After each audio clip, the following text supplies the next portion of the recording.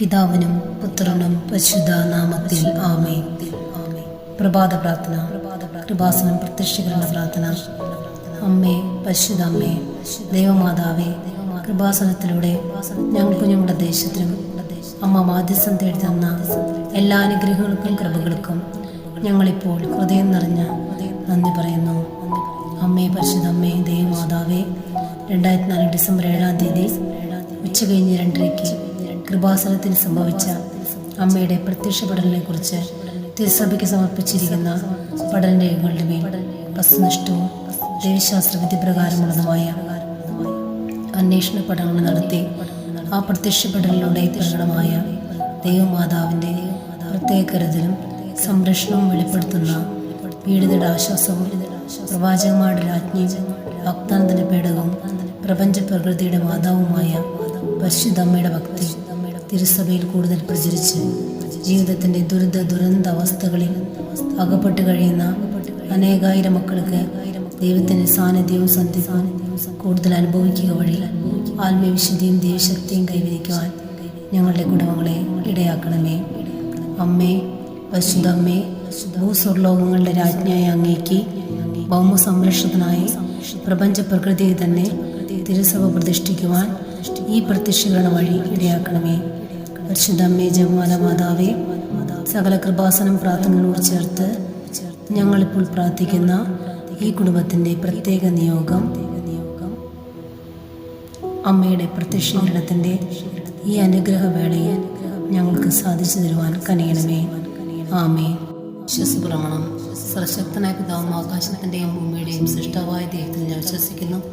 അവിടുത്തെ ഏകപുത്രൻ കർത്താവുമായ യേശുമിശിഹായിൽ ഞാൻ വിശ്വസിക്കുന്നു. ഈ പുത്രൻ പരിശുദ്ധാത്മാവിൽ ഗർഭസ്ഥനായി കന്യാമരത്തിൽ പിറന്ന് പന്തിയോസ് പിലാത്തോസിന്റെ കാലത്ത് പീഡകൾ സഹിച്ച് കുരിശിൽ തറയ്ക്കപ്പെട്ട് മരിച്ചിറക്കപ്പെട്ട് പാതാളം നിറങ്ങി ആഴ്ചവഴിയുടെ നിന്ന് 3 നാൾ ഉയർത്ത് സ്വർഗത്തിലേക്ക് എഴുന്നള്ളി സ്വർഗത്തിൽ സർവശക്തിയുള്ള പിതാവായ ദൈവത്തിൻ്റെ വലത്തുഭാഗത്തിരിക്കുന്നു. അവിടെ നിന്ന് ജീവിക്കുന്നവരെയും മരിച്ചവരെയും വിധിക്കാൻ വീണ്ടും വരുമെന്ന് ഞാൻ വിശ്വസിക്കുന്നു. പരിശുദ്ധാത്മാവിൽ ഞാൻ വിശ്വസിക്കുന്നു. വിശുദ്ധ കത്തോലിക്ക സഭയിലും പുണ്യന്മാരുടെ ഐക്യത്തിലും പാപങ്ങളുടെ മോചനത്തിലും ശരീരത്തിൻ്റെ ഉയർപ്പിലും നിത്യമായ ജീവിതത്തിലും ഞാൻ വിശ്വസിക്കുന്നു. ആമേൻ. ഞങ്ങളുടെ പിതാവേ, അങ്ങയുടെ നാമം ഉചിതമാകണമേ. അങ്ങയുടെ രാജ്യം വരണമേ. അങ്ങയുടെ തിരുമനസ്സ് സ്വർഗ്ഗത്തിലെ പോലെ ഭൂമിയിലുമാകണമേ. അന്ന് വേണ്ട ആഹാരം ഇന്ന് ഞങ്ങൾക്ക് തരണമേ. ഞങ്ങളോട് തെറ്റ് ചെയ്തവരോട് ഞങ്ങൾ ക്ഷമിക്കുന്നത് പോലെ ഞങ്ങളുടെ തെറ്റുകൾ ഞങ്ങളോട് ക്ഷമിക്കണമേ. ഞങ്ങളെ പ്രലോഭനങ്ങൾ ഉൾപ്പെടുത്തരുതേ, തിന്മയിൽ നിന്ന് ഞങ്ങളെ രക്ഷിക്കണമേ. ആമേൻ. നന്മ നിറഞ്ഞ മറിയമേ, നിനക്ക് സ്വസ്തി. കർത്താവ് അങ്ങയുടെ കൂടെ സ്ത്രീകളിൽ അങ്ങ് അനുഗ്രഹിക്കപ്പെട്ടവളാകുന്നു. അങ്ങയുടെ ഉദരത്തിൻ ഫലമായ ഈശോ അനുഗ്രഹിക്കപ്പെട്ടവനാകുന്നു. പരിശുദ്ധ മറിയമേ, തമ്പുരാനമ്മേ, പാപികളായ ഞങ്ങൾക്ക് വേണ്ടി ഇപ്പോഴും ഞങ്ങളുടെ മരണസമയത്ത് തമ്പുരാനോട് അപേക്ഷിക്കണമേ. ആമേൻ. മാർച്ച് 27 ഇന്നത്തെ വിശുദ്ധനെ കുറിച്ച് നമുക്കറിയാം. ഈജിപ്തിലെ വിശുദ്ധ ജോൺ. ജോൺ ഈജിപ്തിൽ ഒരു തച്ചൻ്റെ മകനായി ജനിച്ചു. 25-ാമത്തെ വയസ്സിൽ അയാൾ ലൗകിക ആർഭാടങ്ങൾ ഉപേക്ഷിച്ച് ഒരു സന്യാസിയുടെ കീഴിൽ അസാധാരണമായ വിനയത്തോടും അനുസരണയോടും കൂടെ ജീവിച്ചു. പല മൂഢമായ പ്രവർത്തികളും തൻ്റെ ഗുരുവിൻ്റെ നിർദ്ദേശപ്രകാരം അവൻ ചെയ്തുകൊണ്ടിരുന്നു. ഒരു വർഷം ഒരു ഉണങ്ങിയ കമ്പ് പച്ച ചെടി എന്ന പോലെ നനച്ചു വന്നു. ഈ അനുസരണ പ്രവർത്തികളെല്ലാം അനന്തരകാലത്ത് ജോണിന് വിശിഷ്ടാനുഗ്രഹങ്ങൾ ലഭിക്കുകയുണ്ടായി. 40 വയസ്സുള്ളപ്പോൾ ലിക്കോപോളിസിൽ ഒരു ഉയർന്ന പാറയുടെ മുകളിൽ കയറി ഒരു കൊച്ചു അറ അദ്ദേഹത്തിന്റെ താമസത്തിനായി തിരിച്ചെടുത്തു. ആഴ്ചയിൽ 5 ദിവസം അദ്ദേഹം ദൈവത്തോടുള്ള സംഭാഷണത്തിൽ കഴിച്ചുകൂട്ടിയിരുന്നു.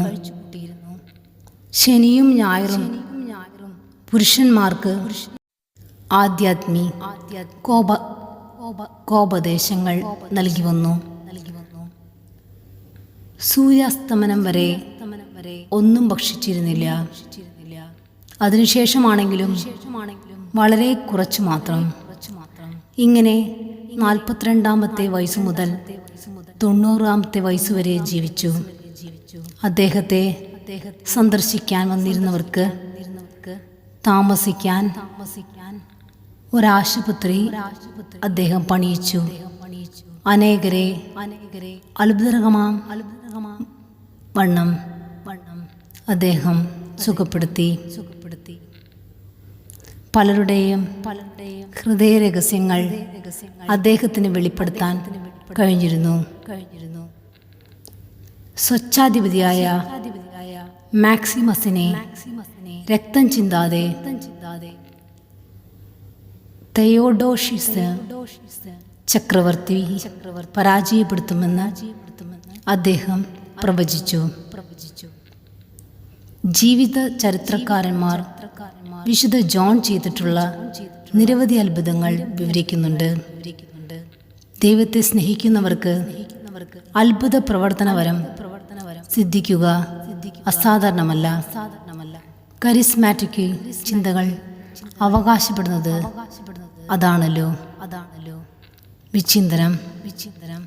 ആശനിഗ്രഹവും പ്രായശ്ചിത്തവും ദിവ്യസ്തുതി കീർത്തനങ്ങളും വഴി ഏകാന്തത്തിൽ തങ്ങളെ തന്നെ പൗത്രീകരിക്കുന്നവർക്ക് ഭാഗ്യം.